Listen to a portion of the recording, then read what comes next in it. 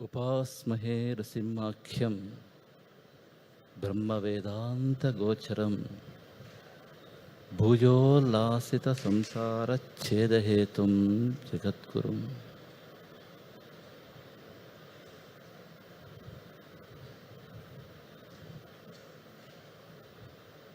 ಓಂ ಶ್ರೀ ಗುರುಭ್ಯೋ ನಮಃ. ಆತ್ಮೀಯರೇ, ಇವತ್ತು ಶ್ರೀ ಕ್ಷೇತ್ರ ಧರ್ಮಸ್ಥಳದಲ್ಲಿ 93ನೇ ವರ್ಷದ ಸರ್ವಧರ್ಮ ಸಮ್ಮೇಳನ ಹಾಗೂ ಸಾಹಿತ್ಯ ಸಮ್ಮೇಳನ ನಡೀತಾ ಇದೆ. ಈ ಜಗತ್ತಿನಲ್ಲಿ ಮಾನವನು ಸಾಮರಸ್ಯತೆಯಿಂದ ಸಹಬಾಳ್ವೆ ಜೀವನವನ್ನು ನಡೆಸಬೇಕು ಅಂತಾದರೆ ಮೊಟ್ಟ ಮೊದಲು ಮಾನವನಿಗೆ ಇರಬೇಕಾಗಿರತಕ್ಕಂಥ ಚಿಂತನೆ ಯಾವುದು ಅಂತ ಕೇಳಿದರೆ, ವೈವಿಧ್ಯವನ್ನು ಹೃದಯದಿಂದ ಒಪ್ಪಿಕೊಳ್ತಕ್ಕಂತಹ ಸಮನ್ವಯ ದೃಷ್ಟಿ.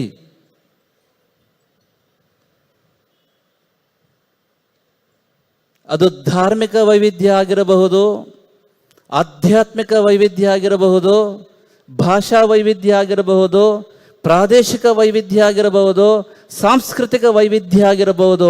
ಆದರೆ ವೈವಿಧ್ಯವನ್ನು ಹೃದಯದಿಂದ ಒಪ್ಪಿಕೊಳ್ತಕ್ಕಂತಹ ಸಮನ್ವಯ ದೃಷ್ಟಿ ಇದ್ದಾಗ ಮಾತ್ರ ಪ್ರಪಂಚದಲ್ಲಿ ಎಲ್ಲ ಮಾನವರು ಕೂಡ ಪರಸ್ಪರ ಪ್ರೀತಿ ವಿಶ್ವಾಸಗಳಿಂದ, ಸ್ನೇಹ ಸೌಹಾರ್ದಗಳಿಂದ, ಶಾಂತಿ ಸಮಾಧಾನಗಳಿಂದ ಒಂದು ಒಳ್ಳೆಯ ಕುಟುಂಬದಂತೆ ಒಟ್ಟಾಗಿ ಬಾಳಲಿಕ್ಕೆ ಸಾಧ್ಯ ಆಗುತ್ತೆ.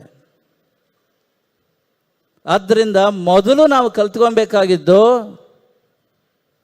ಪ್ರಪಂಚದ ಎಲ್ಲ ಮಾನವರು ಕೂಡ ವೈವಿಧ್ಯವನ್ನು ಸಹಜವಾಗಿ ಸ್ವೀಕರಿಸ್ತಕ್ಕಂತಹ ಸಮನ್ವಯ ದೃಷ್ಟಿಕೋನವನ್ನು.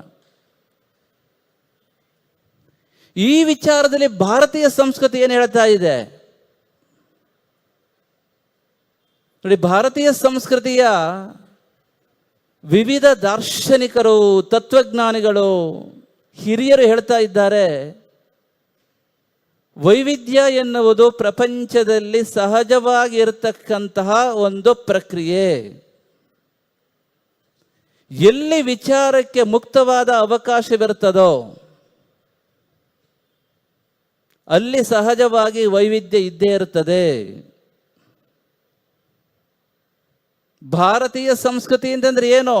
ಭಾರತೀಯ ಸಂಸ್ಕೃತಿ ಇಸ್ ಎ ಸಂಸ್ಕೃತಿ that originated and evolved in the Sacred land of Bharat.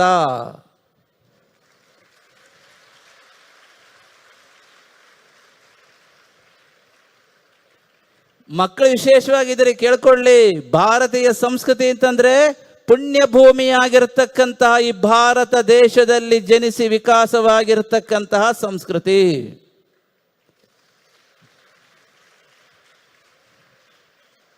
ಹಾಗಾದರೆ ಒಂದು ದೇಶದಲ್ಲಿ ಸಂಸ್ಕೃತಿ ಹೇಗೆ ಉಗಮವಾಗುತ್ತದೆ? ಪ್ರಶ್ನೆ ಕೇಳಿ, ಸರಿಯಾಗಿ ತಿಳ್ಕೊಳ್ಳಿ. ಒಂದು ದೇಶದಲ್ಲಿ ಉಗಮವಾದ ಆಧ್ಯಾತ್ಮಿಕ, ಧಾರ್ಮಿಕ, ಸಾಹಿತ್ಯಿಕ, ಕಲಾತ್ಮಕ, ಐತಿಹಾಸಿಕ, ಭೌಗೋಳಿಕ, ವೈಜ್ಞಾನಿಕ ಮುಂತಾದ ಮೌಲ್ಯಗಳು ಅತ್ಯಂತ ಕ್ರಮಬದ್ಧವಾಗಿ ಮತ್ತು ಸಮಗ್ರವಾಗಿ ಧ್ರುವೀಕರಣಗೊಳ್ಳುತ್ತಾ ಒಂದು ತಲೆಮಾರಿನಿಂದ ಇನ್ನೊಂದು ತಲೆಮಾರಿಗೆ, ಇನ್ನೊಂದು ತಲೆಮಾರಿಂದ ಮತ್ತೊಂದು ತಲೆಮಾರಿಗೆ ಪ್ರವಾಹದಂತೆ ನಿರಂತರವಾಗಿ ಸಾಗುತ್ತಾ ಪರಂಪರೆಯಾಗಿ ರೂಪುಗೊಂಡು ಜನಮಾನಸದಲ್ಲಿ ಸ್ಥಿರವಾಗಿ ನೆಲೆನಿಂತು ಜನರ ಜೀವನದಲ್ಲಿ ಅಭಿವ್ಯಕ್ತವಾದಾಗ ಅದು ಆ ದೇಶದ, ಆ ಪುಣ್ಯಭೂಮಿಯ ಸಂಸ್ಕೃತಿ ಅಂತ ಎನಿಸಿಕೊಳ್ಳುತ್ತದೆ. This is the definition given by our elders.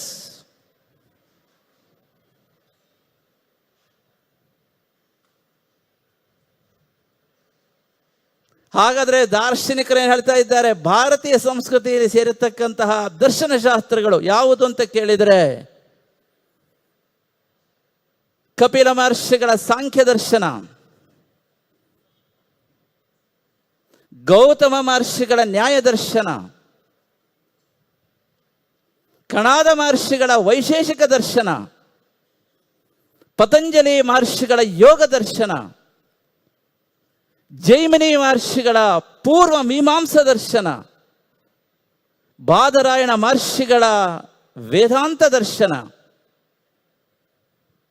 ತೀರ್ಥಂಕರರ ಜೈನ ದರ್ಶನ, ಗೌತಮ ಬುದ್ಧರ ಬೌದ್ಧ ದರ್ಶನ, ಬೃಹಸ್ಪತಿ ಆಚಾರ್ಯರ ಚಾರ್ವಾಕ ದರ್ಶನ, ಈ 9 ದರ್ಶನ ಶಾಸ್ತ್ರಗಳನ್ನು ಸಾವಿರಾರು ವರ್ಷಗಳ ಹಿಂದೆಯೇ ನಮ್ಮ ಹಿರಿಯರು ಭಾರತೀಯ ಸಂಸ್ಕೃತಿಗೆ ಸೇರಿರ್ತಕ್ಕಂತಹ ದರ್ಶನ ಶಾಸ್ತ್ರಗಳು ಅಂತ ಸ್ಪಷ್ಟವಾಗಿ ವಿಂಗಡಿಸಿದ್ದಾರೆ. These are the 9 philosophical systems which belongs to the ಭಾರತೀಯ ಸಂಸ್ಕೃತಿ. ಇವೆಲ್ಲ ಏನು ಹೇಳ್ತಾ ಹಾಗಾದ್ರೆ ಕೇಳಬಹುದು, ಎಲ್ಲ ಏನು ಹೇಳ್ತಾ ಇದ್ದಾವೆ? ಇವುಗಳು ಹೇಳೋದು ಏನು ಗೊತ್ತುಂಟ? ಏಕಂ ಸತ್ ಜ್ಞಾನಿನಃ ಬಹುಧಾ ವದಂತಿ. ಸತ್ಯ ಒಂದೇ, ಮಾರ್ಗಗಳು ಅನೇಕ. This is the core, this is essence of our ಭಾರತೀಯ ಸಂಸ್ಕೃತಿ. ಭಾರತೀಯ ಸಂಸ್ಕೃತಿ ಜಗತ್ತಿಗೆ ಹೇಳೋದು ಏನು ಗೊತ್ತುಂಟ? ಸತ್ಯ ಒಂದೇ, ಮಾರ್ಗಗಳು ಅನೇಕ. ಏಕಂ ಸತ್ ಜ್ಞಾನಿನಃ, ಜ್ಞಾನಿಗಳು. ವೇದಾಂತ ದರ್ಶನದ ಜ್ಞಾನಿಗಳು, ಪರಮಾರ್ಥ ಆತ್ಮಜ್ಞಾನ ಇದನ್ನೇ ಸತ್ಯ ಅಂತ ಹೇಳ್ತಾ ಇದ್ದಾರೆ. ಬೌದ್ಧ ದರ್ಶನದ ಜ್ಞಾನಿಗಳು ನಿರ್ವಾಣವನ್ನ ಸತ್ಯ ಅಂತ ಹೇಳ್ತಾ ಇದ್ದಾರೆ. ಜಿನ ದರ್ಶನದ ಜ್ಞಾನಿಗಳು ಕೇವಲ ಜ್ಞಾನವನ್ನ ಸತ್ಯ ಅಂತ ಹೇಳ್ತಾ ಇದ್ದಾರೆ. ಸಿಖ್ ಈ ದರ್ಶನದ ಜ್ಞಾನಿಗಳು ಸಚ ಅಖಂಡ ಎನ್ನುವುದನ್ನೇ ಸತ್ಯ ಅಂತ ಹೇಳ್ತಾ ಇದ್ದಾರೆ. ವೀರಶೈವ ಲಿಂಗಾಯತ ದರ್ಶನದ ತತ್ವಜ್ಞಾನಿಗಳು ಶಿವಜ್ಞಾನ ಲಿಂಗಾಂಗ ಸಾಮರಸ್ಯ ಎನ್ನುವುದನ್ನ ಸತ್ಯ ಅಂತ ಹೇಳ್ತಾ ಇದ್ದಾರೆ.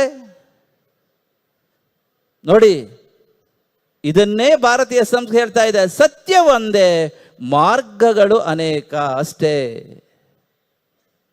ಆದ್ದರಿಂದ ವೈವಿಧ್ಯವನ್ನು, ಬಹುತ್ವವನ್ನು ಅತ್ಯಂತ ಸಹಜವಾಗಿ ಮತ್ತು ಪರಿಪೂರ್ಣವಾಗಿ ಒಪ್ಪಿಕೊಂಡಿರತಕ್ಕಂತಹ ಜಗತ್ತಿನ ಏಕೈಕ ಸಂಸ್ಕೃತಿ ನಮ್ಮ ಭಾರತೀಯ ಸಂಸ್ಕೃತಿ. ದ ಓನ್ಲಿ ಸಂಸ್ಕೃತಿ in this entire world which has accepted religious and dharmic diversity naturally and completely. That is our great ಭಾರತೀಯ ಸಂಸ್ಕೃತಿ.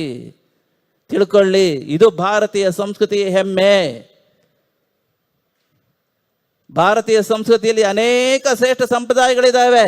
ವೈದಿಕ, ವೈಷ್ಣವ, ಶೈವ, ಶಾಕ್ತ, ವೀರಶೈವ, ಲಿಂಗಾಯತ, ಜೈನ, ಬೌದ್ಧ, Sikh, etcetera etcetera etcetera etcetera etcetera. These are all great tradition which belongs to the ಭಾರತೀಯ ಸಂಸ್ಕೃತಿ.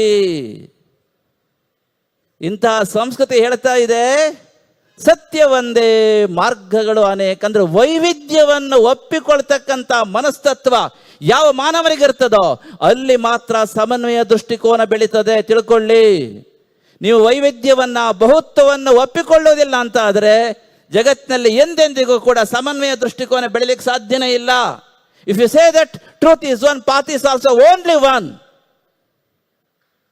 ಬರ್ಲಿಕ್ಕೆ ಸಾಧ್ಯವೇ ಇಲ್ಲ. ತಿಳ್ಕೊಳ್ಳಿ, ನೀವೇನಾದರೂ ಕೂಡ ಸತ್ಯ ಒಂದೇ, ಮಾರ್ಗವೂ ಕೂಡ ಕೇವಲ ಒಂದೇ ಅಂತ ಹೇಳಿದರೆ ಅಲ್ಲಿ ಮಾನವನಲ್ಲಿ ಎಂದಿಗೂ ಕೂಡ ಸಮನ್ವಯ ದೃಷ್ಟಿಕೋನ ಬರ್ಲಿಕ್ಕೆ ಸಾಧ್ಯವೇ ಇಲ್ಲ.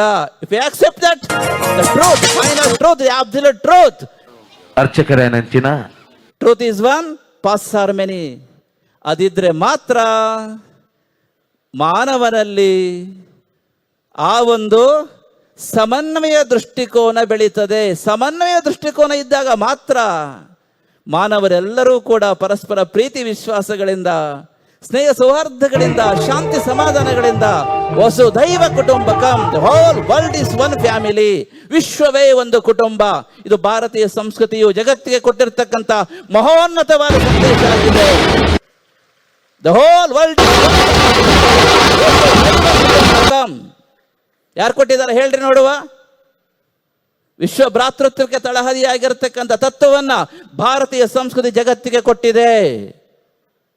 ಆದ್ದರಿಂದ ಭಾರತೀಯ ಸಂಸ್ಕೃತಿ ಹೇಳ್ತಾ ಇದೆ, ವೈವಿಧ್ಯವನ್ನು ಬಹುತ್ವವನ್ನು ಸಹಜವಾಗಿ ಒಪ್ಪಿಕೊಂಡಾಗ ಮಾತ್ರ ಲೋಕ ಕಲ್ಯಾಣ. ಆದ್ದರಿಂದ ಜಗತ್ತಿನ ಎಲ್ಲ ಮಾನವರು ಕೂಡ ಈ ಸತ್ಯವನ್ನು ತಿಳ್ಕೊಬೇಕು. ಸತ್ಯ ಒಂದೇ, ಮಾರ್ಗಗಳು ಅನೇಕ. ಇದನ್ನ ಒಪ್ಪಿಕೊಂಡ್ರೆ ಜಗತ್ತಿನಲ್ಲಿ ಎಲ್ಲ ಮಾನವರು ಕೂಡ ಅದು ಯಾವುದೇ ವೈವಿಧ್ಯ ಆಗಿರಬಹುದು, ಧಾರ್ಮಿಕ, ಆಧ್ಯಾತ್ಮಿಕ, ಸಾಂಸ್ಕೃತಿಕ, ಐತಿಹಾಸಿಕ ಅಥವಾ ಪ್ರಾದೇಶಿಕ, ಭಾಷಾ ವೈವಿಧ್ಯ, ಯಾವುದೇ ವೈವಿಧ್ಯ ಆಗಿರಬಹುದು, ವೈವಿಧ್ಯವನ್ನು ಒಪ್ಪಿಕೊಳ್ತಕ್ಕಂಥ ಮನಸ್ತತ್ವ ನಮ್ಮಲ್ಲಿ ಸಹಜವಾಗಿ ರಕ್ತಗತವಾಗಿ ಬಂದಾಗ ಮಾತ್ರ ಜಗತ್ತಿನಲ್ಲಿ ಎಲ್ಲ ಮಾನವರು ಪ್ರೀತಿಯಿಂದ ಬದುಕಲಿಕ್ಕೆ ಸಾಧ್ಯ. ಪ್ರೇಮ, ಆ ಒಂದು ವಿಶ್ವಾಸದಿಂದ ಒಂದು ಸಣ್ಣ ಒಳ್ಳೆಯ ಕುಟುಂಬವಾಗಿ ಬಾಳಲಿಕ್ಕೆ ಸಾಧ್ಯ ಆಗುತ್ತೆ. ಆದ್ದರಿಂದ ಮೊದಲು ಇದನ್ನು ನಾವು ತಿಳ್ಕೊಬೇಕು. ನಾವು ಸಮನ್ವಯ ದೃಷ್ಟಿಕೋನದಿಂದ ಬದುಕಬೇಕು ಅಂತಾದರೆ, ಸಹಬಾಳ್ವೆ ಜೀವನವನ್ನು ಸಮಾಜದಲ್ಲಿ ನಡೆಸಬೇಕು ಅಂತಾದರೆ, ಯಾಕೆ ಇವತ್ತು ಧರ್ಮ ಅಂದರೆ ಮೂಗು ಮುರಿಯೋರು ಜಾಸ್ತಿ ಆಗಿದ್ದಾರೆ. ಧರ್ಮದ ನಿಜವಾದ ಅರ್ಥವನ್ನು ಮರೆತು ಮತೀಯ ಭಾವನೆಯಿಂದ ಧರ್ಮವನ್ನು ಬಳಸುತ್ತಾ ಸಮಾಜದಲ್ಲಿ ಧರ್ಮವೇ ಅಶಾಂತಿಗೆ ಕಾರಣವಾಗ್ತಕ್ಕಂಥ ಅನೇಕ ಘಟನೆಗಳನ್ನು ನಾವು ನೋಡ್ತಾ ಇದ್ದೇವೆ. ತಿಳ್ಕೊಳ್ಳಿ, ಧರ್ಮ ಎಂದಿಗೂ ಕೂಡ, ಯಾವುದೇ ಧರ್ಮ ಆಗಿರ್ಬೋದು, ಧರ್ಮ ಎಂದಿಗೂ ಪ್ರಪಂಚದಲ್ಲಿ ಅಶಾಂತಿಗೆ ಕಾರಣವಾಗ್ತಕ್ಕಂಥ ಅಂಶವನ್ನು ಹೇಳುವುದಿಲ್ಲ. ನಾವು ತಪ್ಪಾಗಿ ಅದನ್ನು ನಮ್ಮ ಸ್ವಾರ್ಥಕ್ಕಾಗಿ ಆ ರೀತಿ ಬಳಸ್ತಾ ಇರ್ತೇವೆ. Because of the wrong interpretation we are suffering from time immemorial. ಆದ್ದರಿಂದ ಮೊದಲು ಮನುಷ್ಯ ತಿಳ್ಕೊಬೇಕಾಗಿದ್ದು, ನಾವು ಸಮನ್ವಯ ದೃಷ್ಟಿಕೋನವನ್ನು ಬೆಳೆಸ್ಕೊಬೇಕು ಅಂತಾದರೆ ವೈವಿಧ್ಯವನ್ನು, ಬಹುತ್ವವನ್ನು ಸಹಜವಾಗಿ ಹೃದಯದಲ್ಲಿ ಒಪ್ಪಿಕೊಳ್ತಕ್ಕಂಥ ಮನಸ್ತತ್ವವನ್ನು ಬೆಳೆಸ್ಕೋಬೇಕು. ಇಷ್ಟು ಸಾಕಂತ ಕೇಳಿದರೆ ಇಲ್ಲ, ಇದರೊಟ್ಟಿಗೆ ಇನ್ನೊಂದಿದೆ, ಇದರೊಟ್ಟಿಗೆ ಇನ್ನೊಂದು ಆಗಬೇಕಾಗಿದೆ. ಅದು ಗೊತ್ತುಂಟಾ? ನಾವೆಲ್ಲರೂ ಕೂಡ ಈ ಸಮನ್ವಯ ದೃಷ್ಟಿಕೋನವನ್ನು ಬೆಳೆಸಿಕೊಂಡು ಮಾನವತ್ವದ ಚೌಕಟ್ಟಿನಲ್ಲಿ ನಮ್ಮ ನಂಬಿಕೆಯನ್ನು ಪಾಲಿಸುತ್ತಾ, ಬೇರೆಯವರ ನಂಬಿಕೆಯನ್ನು ಅಷ್ಟೇ ಶ್ರದ್ಧೆಯಿಂದ ಗೌರವಿಸುತ್ತಾ ಹೃದಯವಂತರಾಗಿ ಬಾಳಬೇಕು. Humanity is the highest religion. ಇದು ಸಭೆಯಲ್ಲಿ ಕೂತಾಗ ಎಲ್ಲ ನಾವು ಮಾತಾಡ್ತೇವೆ ಅಲ್ಲೊಂಡ್ರೆ ಎಂ ಬಿ ಪಾಟೀಲ್ರೆ, ಮಾನವತ್ವ ಮಾನವತ್ವ. ನಮ್ಮ ಜಗಜ್ಯೋತಿ ಬಸವಣ್ಣರು ಅದನ್ನೇ ಹೇಳಿದ್ದಾರೆ, ಬುದ್ಧನು ಅದನ್ನೇ ಹೇಳಿದ್ದಾರೆ, ತೀರ್ಥಂಕರರು ಅದನ್ನೇ ಹೇಳಿದ್ದಾರೆ, ಆದಿಶಂಕರ ಭಗವತ್ಪಾದರು ಅದನ್ನೇ ಹೇಳಿದ್ದಾರೆ, ಎಲ್ಲರೂ ಅದನ್ನೇ ಹೇಳಿದ್ದಾರೆ. ಆದರೆ ಅದು ಉಪದೇಶಕ್ಕೆ ಮಾತ್ರ ಸೀಮಿತವಾಗಿ ಕಾಣ್ತದೆ, ಅಲ್ಲಿ ಸಮಾಜದಲ್ಲಿ ಬರ್ತಾ ಇಲ್ಲ. ಮಾನವತ್ವ ಅಂದ್ರೆ ಏನು? ಭಗವಾನ್ ವೇದವ್ಯಾಸರು ಹೇಳ್ತಾರೆ, ತಿಳ್ಕೊಳ್ಳಿ, ಸರ್ವರಿಗೂ ಸಮಾನವಾಗಿ ಅನ್ವಯವಾಗುವ ವಿಷಯಗಳಲ್ಲಿ ಯಾವ ವಿಷಯವೂ ನಿಮ್ಮ ಅಂತಃಕರಣಕ್ಕೆ ಇಷ್ಟವಾಗುವುದಿಲ್ಲವೋ ಆ ವಿಷಯವನ್ನು ಬೇರೆಯವರ ವಿಚಾರದಲ್ಲಿ ನೀನು ಎಂದಿಗೂ ಮಾಡಬಾರದು. ಯಾಕಪ್ಪ ಇಷ್ಟೊಂದು ಮಾನವತ್ವಕ್ಕೆ ಮಹತ್ವ ಕೊಡಬೇಕು? ಮಾನವತ್ವ ಎನ್ನುವುದು ಈ ಜಗತ್ತಿನ ಸಾಮೂಹಿಕ ಪ್ರಾಣವಾಗಿದೆ. ಈ ಜಗತ್ತನ್ನು ಕಾಪಾಡ್ತಾ ಇರತಕ್ಕಂಥದ್ದು ಯಾವ ಧರ್ಮವೂ ಅಲ್ಲ, ಯಾವ ಕಾನೂನುಗಳು ಅಲ್ಲ, ಯಾವ ತಂತ್ರಜ್ಞಾನವೂ ಅಲ್ಲ, ಯಾವ ಭೌತಿಕ ವಿಜ್ಞಾನವೂ ಅಲ್ಲ. ಮನುಷ್ಯನ ಅಂತರಂಗದಲ್ಲಿ ಇರತಕ್ಕಂಥ ಮಾನವತ್ವ ನಮ್ಮೆಲ್ಲರನ್ನು ಒಂದು ಕುಟುಂಬದಂತೆ ಬಾಳುವಂತೆ ಮಾಡಿದೆ. ತಿಳ್ಕೊಳ್ಳಿ, ಮಾನವತ್ವವನ್ನು ಮರೆತರೆ ಜಗತ್ತೇ ನರಕ ಆಗುತ್ತೆ. ನಾವು ಯಾವಾಗಲೂ ಹೇಳ್ತಾ ಇರ್ತೇವೆ, ಹೇಗಂತ ಕೇಳಿದರೆ, ಮನ್ಮಥನ ಸೊಬಗಿರಲಿ, ಮೈ ತುಂಬ ನಗವಿರಲಿ, ಉಸಿರೊಡಲ ತೊರೆದಲ್ಲಿ ಹುಸಿತಾನೆ ಬದುಕೆಲ್ಲ.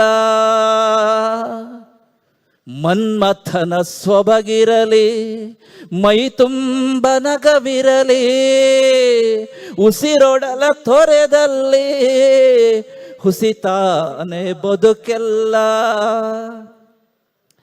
ತನ್ನಂತೆ ಪರರೆನುವ ಭಾವನೆಯು ಇಲ್ಲದಿರೇ, ತನ್ನಂತೆ ಪರರೆನುವ ಭಾವನೆಯು ಇಲ್ಲದಿರೇ ನರಕವೇ ಭುವಿಯಲ್ಲ. ಸಚ್ಚಿದಾನಂದ ನರಕವೇ ಭುವಿಯಲ್ಲ, ಸಚ್ಚಿದಾನಂದ.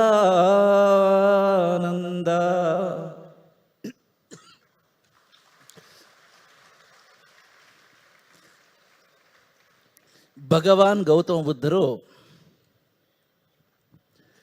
ಮಾನವತ್ವದ ಬಗ್ಗೆ ವಿಚಾರ ಮಾಡ್ತಾ ಹೀಗೆ ಹೇಳ್ತಾರೆ ನೋಡಿ. ಭಗವಾನ್ ಗೌತಮ ಬುದ್ಧರು ತಿಳ್ಕೊಳ್ಳಿ, ಎಲ್ಲರೂ ಕೂಡ ಸಾವಿರಾರು ವರ್ಷಗಳ ಹಿಂದೆಯೇ ಆದಿಶಂಕರ ಭಗವತ್ಪಾದ ಇರಬಹುದು, ಮಾಧ್ವಾಚಾರ್ಯ ಇರಬಹುದು, ಆನಂದ ತೀರ್ಥ ಇರಬಹುದು, ಆನಂದಗಿರಿ ಇರಬಹುದು, ಎಲ್ಲರೂ ಸ್ಪಷ್ಟವಾಗಿ ಹೇಳ್ತಾ ಇದ್ದಾರೆ. ಸಾವಿರಾರು ವರ್ಷಗಳ ಹಿಂದೆ ಹೇಳ್ತಾ ಇದ್ದ ನೋಡಿ, ಸರ್ವಜ್ಞಸ್ಯ ಭಗವತೋ ವಾಸುದೇವಸ್ಯ ಇತಿಹಾಸ ಪುರಾಣಯೋ ಬುದ್ಧತ್ವ ಪ್ರಸಿದ್ಧೇ ಅಂತ ಹೇಳ್ತಾ ಇದ್ದಾರೆ.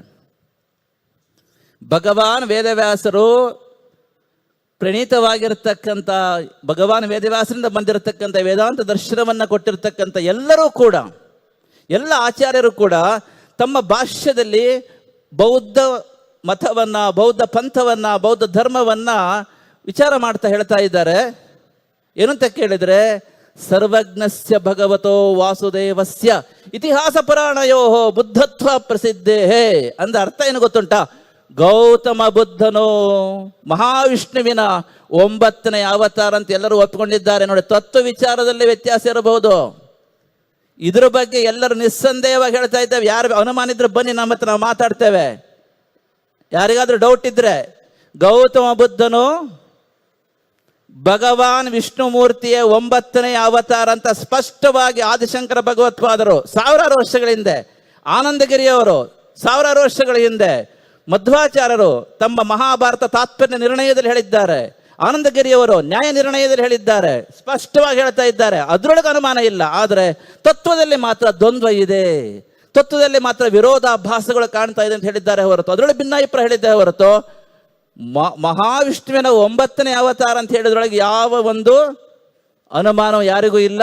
ನಮ್ಮ ಮಠದಲ್ಲಿ ನೋಡಿ, ಸಾವಿರಾರು ವರ್ಷಗಳಿಂದ ನಾವು ಬೌದ್ಧಾವತಾರ ಅಂತ ಹೇಳ್ಕೊಂಡೇ 3 ಹೊತ್ತು ಪೂಜೆ ಮಾಡ್ತೇವೆ. ನಮ್ಮ ಮಠದಲ್ಲಿ ಬುದ್ಧನ ವಿಗ್ರಹ ಇದೆ. ಹೇಗೆ ನಾವು ಕೃಷ್ಣ ಜಯಂತಿನ ಆಚರಣೆ ಮಾಡ್ತೀವೋ, ನರಸಿಂಹ ಜಯಂತಿನ ಆಚರಣೆ ಮಾಡ್ತೀವೋ, ಅದೇ ರೀತಿ ನಾವು ಬೌದ್ಧ ಜಯಂತಿನ ಆಚರಣೆ ಮಾಡ್ತೇವೆ. ಪ್ರಾಕ್ಟಿಕಲಿ ನಾವು ಹೇಳ್ತಾ ಇದ್ದೇವೆ. ಇಂತಹ ಗೌತಮ ಬುದ್ಧರು ಮಾನವತ್ವವನ್ನು ಕುರಿತು ಹೇಳ್ತಾರೆ. ಏನು ಗೊತ್ತುಂಟ? ಸಭ್ಯೇತ ಸಂತಿ ದಂಡಸ್ಸ ಸಭ್ಯೇ ಸಂಜೀವಿತಂ ಪಿಯ ಅತ್ತಾನಂ ಉಪಮಂ ಕತ್ವಾ ನಹನೇಯನ ಘಾಯತೆ. ಮಾನವತ್ವ ಏನು ಅಂತ ಹೇಳಿ ಅತ್ಯಂತ ಸುಂದರವಾಗಿ ಭಗವಾನ್ ಗೌತಮ ಬುದ್ಧರು ಹೇಳ್ತಾ ಇದ್ದಾರೆ. ಏನು ಗೊತ್ತುಂಟಾ? ಸಭ್ಯೇ ತಸಂತಿ ದಂಡಸ್ಸ. ನಾವು ಹೇಳಿದವಲ್ಲ, ಮಾನವತ್ವ ಅಂದ್ರೆ ಏನು? ಸರ್ವರಿಗೂ ಸಮಾನವಾಗಿ ಅನ್ವಯವಾಗುವ ವಿಷಯಗಳಲ್ಲಿ ನಿಮ್ಮ ಅಂತಃಕರಣಕ್ಕೆ ಯಾವುದು ಇಷ್ಟವಾಗುವುದಿಲ್ಲವೋ ಆ ವಿಷಯವನ್ನು ಬೇರೆಯವರ ವಿಚಾರದಲ್ಲಿ ನೀವು ಮಾಡಬಾರದು. ಸುಳ್ಳು ಹೇಳಿದ್ರೆ ಯಾರಿಗಾರು ಇಷ್ಟ ಆಗತ್ತಾ? ಬೇರೆಯವರು ನಿಮ್ಮ ಹತ್ರ ಸುಳ್ಳು ಹೇಳಿದ್ರೆ ನಿಮ್ಗೆ ಇಷ್ಟ ಆಗತ್ತಾ? ಯಾವುದಾದ್ರೂ ಜಗತ್ತಿನಲ್ಲಿ ಸುಳ್ಳು ಹೇಳೋದು ಒಳ್ಳೇದಾಗತ್ತೆ ಅಂತ ಯಾವುದಾದ್ರು ಧರ್ಮ ಹೇಳಿದೆಯಾ? ಹೇಳಿದ ಸ್ವಾಮಿಗಳೇ?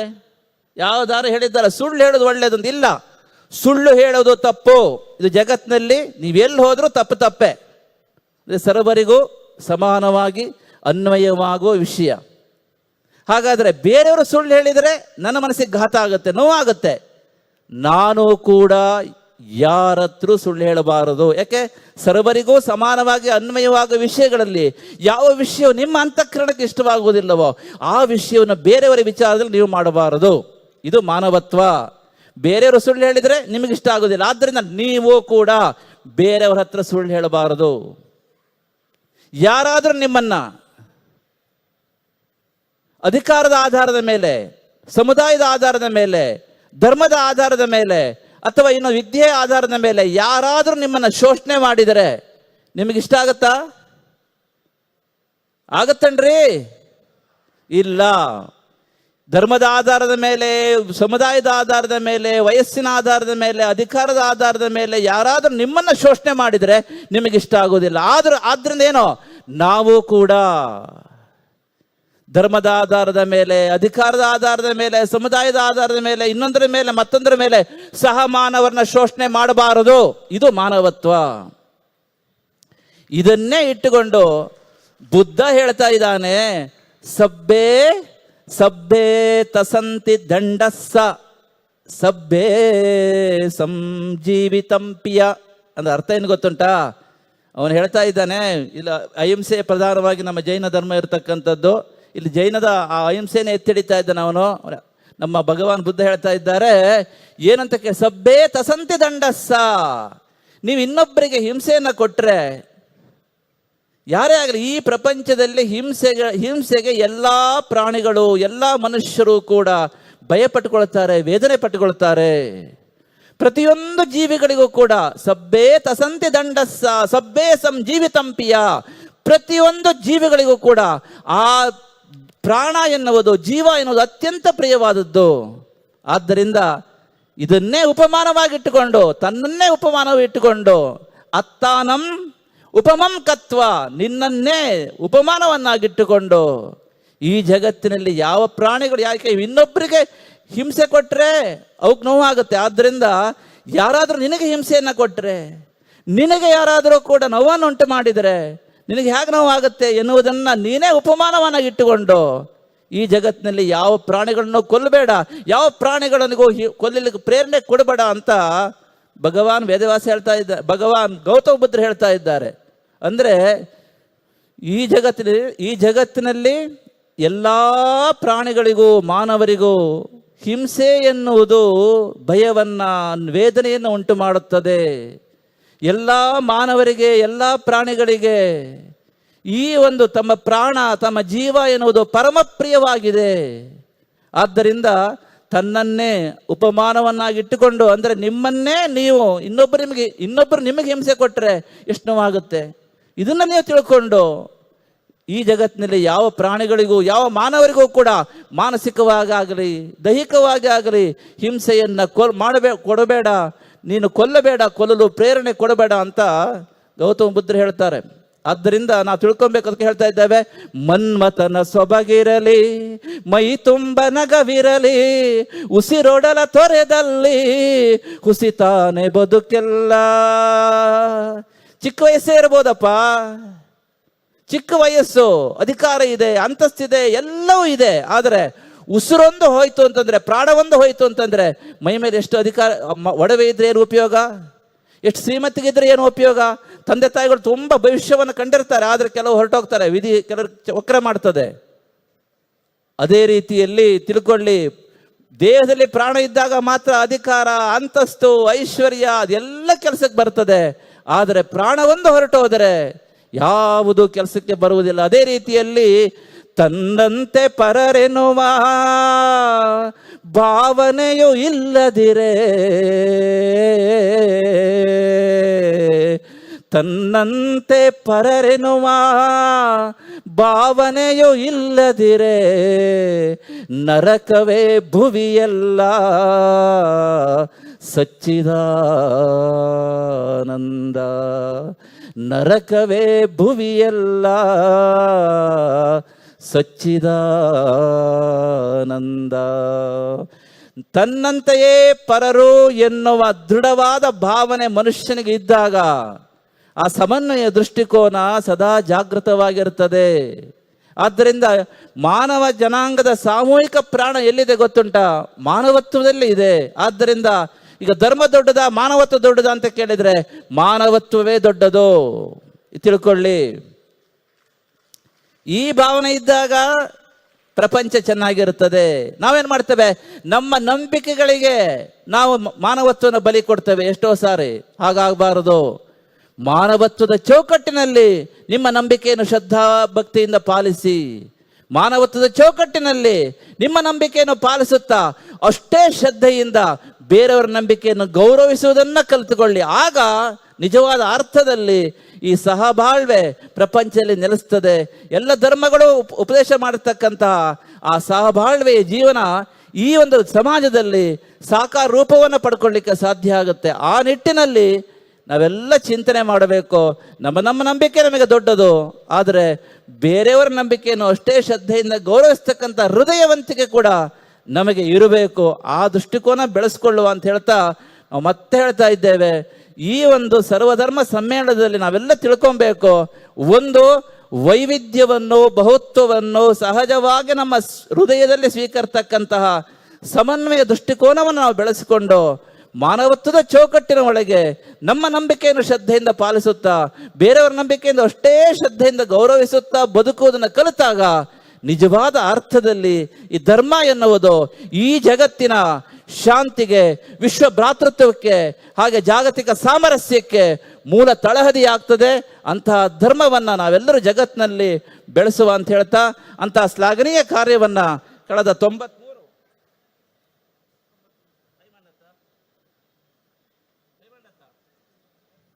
ಹೇಳ್ತಾ ಇದ್ದ ಡೈಮಂಡ್ 7,000 ಬೈಂಡು. ಆದ್ದರಿಂದ ಈ ಒಂದು ವಿಶ್ವ ಭ್ರಾತೃತ್ವಕ್ಕಾಗಿ, ಜಾಗತಿಕ ಸಾಮರಸ್ಯಕ್ಕಾಗಿ, ಹಾಗೆ ಈ ಜಗತ್ತಿನ ಶಾಂತಿಗಾಗಿ ಕಳೆದ ನೂರಾರು ವರ್ಷಗಳಿಂದ ನಮ್ಮ ಈ ಶ್ರೀ ಕ್ಷೇತ್ರ ಧರ್ಮಸ್ಥಳ ಅತ್ಯಂತ ಅಮೋಘವಾಗಿರತಕ್ಕಂಥ ಸೇವೆಯನ್ನು ಮಾಡಿಕೊಂಡು ಬರ್ತಾ ಇದೆ.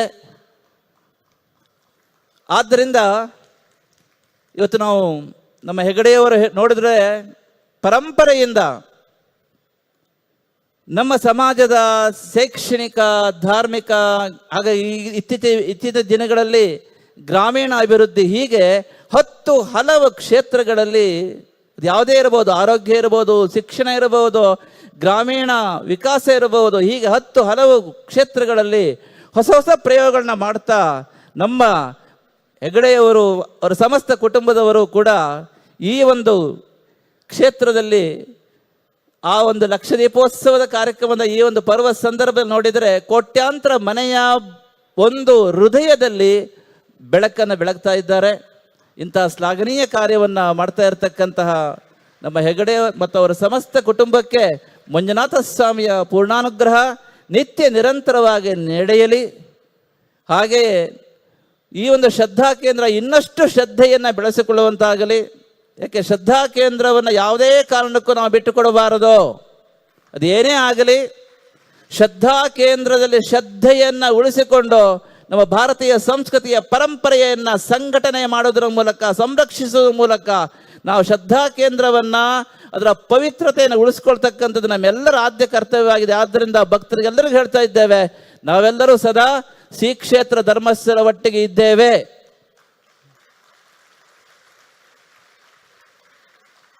ಆದ್ದರಿಂದ ನಾವು ಏನೇ ಆಗಲಿ, ಏನೇ ಹೋಗಲಿ, ನಾವು ಸದಾ ಎಲ್ಲರೂ ಕೂಡ ಶ್ರೀ ಕ್ಷೇತ್ರ ಧರ್ಮಸ್ಥಳಕ್ಕೆ ಒಟ್ಟಿಗೆ ಇದ್ದೇವೆ ಎನ್ನುವುದನ್ನು ಈ ಮೂಲಕ ಹೇಳ್ತಾ